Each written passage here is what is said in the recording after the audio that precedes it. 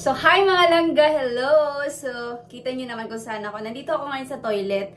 So, ngayon ay itatry ko to yung nakikita ko sa sa social media, no? Alam mo naman tayong mga Filipino. So, sabi ng doktor ay exfoliate daw. Maganda daw exfoliate ang coffee, yung ground coffee, black coffee. And then, haluan daw siya ng olive oil. Yung olive oil.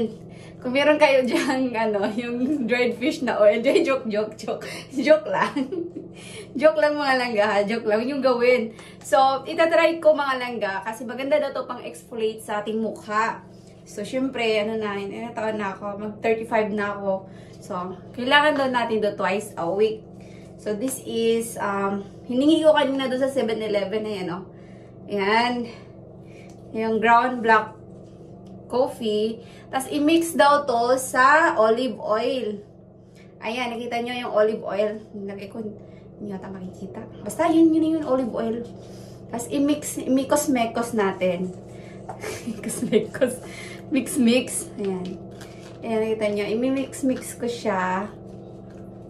Tapos, ilagay sa mukha. Ayan. Ilagay daw to sa mukha mga langga, pang exfoliate. So, pwede rin daw to gamitin sa ating balat, pang exfoliate. Diba? Meron na tayong natural pang exfoliate. So, maliligo pala ako mga langga, no? So, naka-black ako kasi para hindi manon yung damit, yung madumihan yung damit natin. Kung madumihan man siya, at least itim din. Diba? So, yan. So, syempre, ilalagay ko na. So, make sure na nakapaghugas kayo ng pwede rin kung meron kayong pang brush dyan, na pang makeup. So, wala kasi ako, hindi ako mahilig mag-makeup. So, gagamitin ko lang yung kamay ko. Ayan. Kasi pang exfoliate. Ayan. Ilagay lang sa mukha siya. Ayan. Ano na lang maisip natin, no? No na lang maisip for the video. Ayan. I-rub lang siya ng yung sandali. Yung wag yung idiin ba? Yung lang siya. Yung basta yun, yung hirap magtagalog. Ayan, exfoliate natin siya, no? Ayan.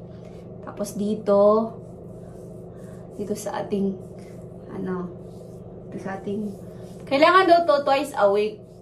Ayan, natural pang exfoliate. Ganyan. Peekaboo. Mukha na tayong taong grasa, no? Exfoliate. Tapos, dahan lang. Masyadong ha? Ganyan, pag-exfoliate. Ayan. So, mga langga, alangan naman isasama ko pa kayo sa paghilamos ko, pagligo ko. So, mamaya ulit, ipipm ko sa inyo, ipapakita ko sa inyo kung ano yung result after nito. Ayan, wait lang. Hi mga langga, I'm back again. Char, tapos na ako naligo, tapos na rin ako nag-exfoliate sa aking buong katawan. So ayun, maglalagay lang ako ng malambot siya sa mukha mga langga, sobrang ganda niya gamitin. Pero payo ko lang sa mga sensitive skin dyan, huwag kayong basta-basta gumamit ng ganun ha. Lalo kapag sensitive yung skin. Tapos yung moisturizer na gagamitin ko, yung yung Cetaphil.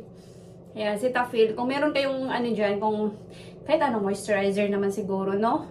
Basta yung sa akin, lang, Cetaphil moisturizer. Tapos, lagay ko sa mukha, yung moisturizer.